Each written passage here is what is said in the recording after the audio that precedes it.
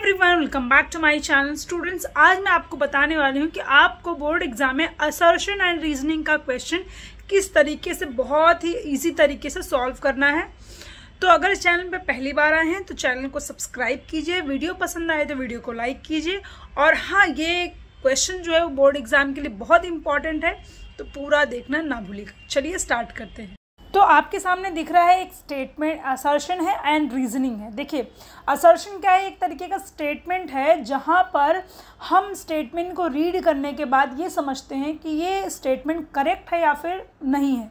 ठीक है, फिर स्टेटमेंट के अकॉर्डिंग उसका रीजनिंग करेक्ट है या फिर नहीं। कभी कभी क्या होता है कि स्टेटमेंट अलग होता है और करेक्ट होता है, और रीजनिंग भी करेक्ट होता है, लेकिन जो रीजनिंग है वो स्टेटमेंट के अकॉर्डिंग नहीं होता है। तो आपको आंसर इसी तरीके से फाइंड आउट करना है।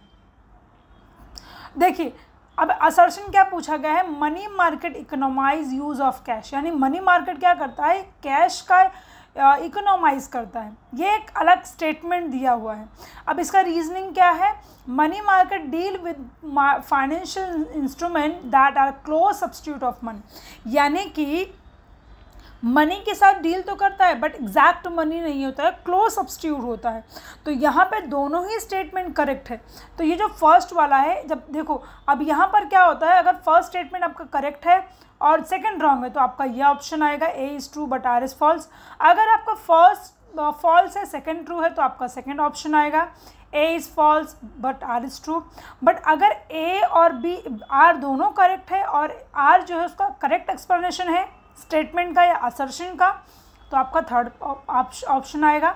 और अगर दोनों ही करेक्ट है बट रीजनिंग करेक्ट नहीं है, यानी कि स्टेटमेंट के अकॉर्डिंग, तो आपका फोर्थ आंसर आएगा। चलिए इसके एक दो क्वेश्चन सॉल्व करते हैं और अच्छी तरीके से इसको डिटेल में समझते हैं।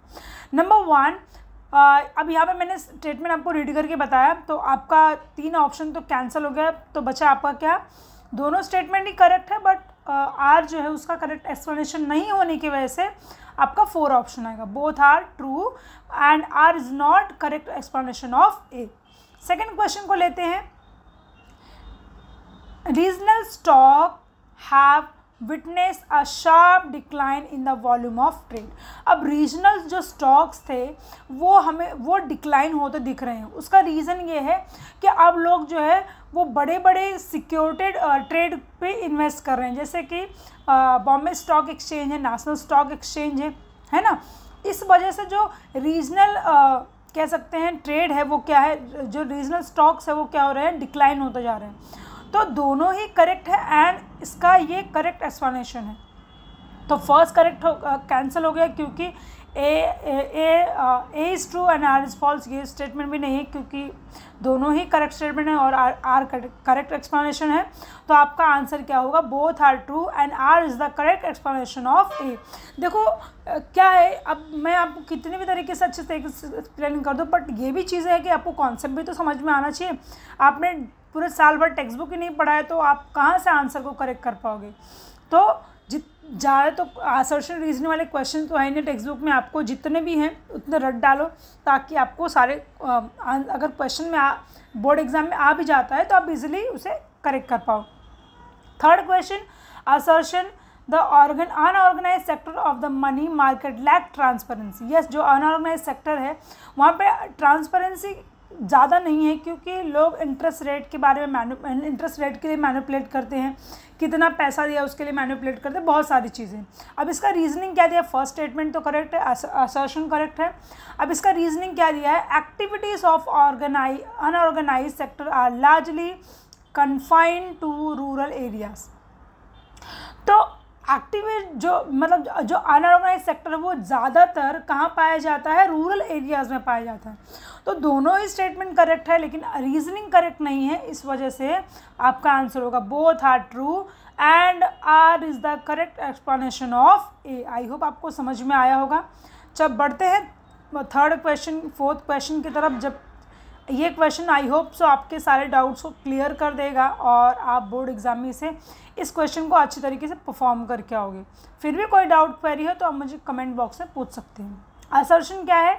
Foreign exchange management and control is undertaken by commercial bank. Yes, foreign जो एक्सचेंज है अब क्वेश्चन समझना पड़ेगा, फॉरेन एक्सचेंज मैनेजमेंट है ये किसके अंडर में आता है, किसके कंट्रोल में आता है, ये आरबीआई के अंडर में आता है, कमर्शियल बैंक्स के अंदर नहीं आता है।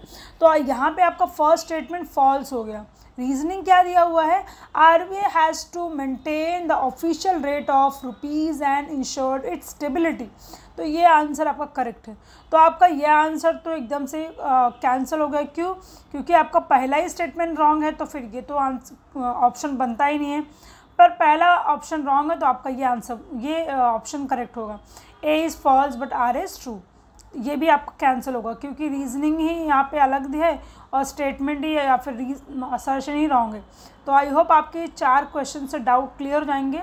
तो मैं अगर लगता है अगर आप कमेंट बॉक्स में आप ज़्यादा से ज़्यादा पूछते हैं तो मैं ट्राई करूँगी और क्वेश्चंस लेने के लिए।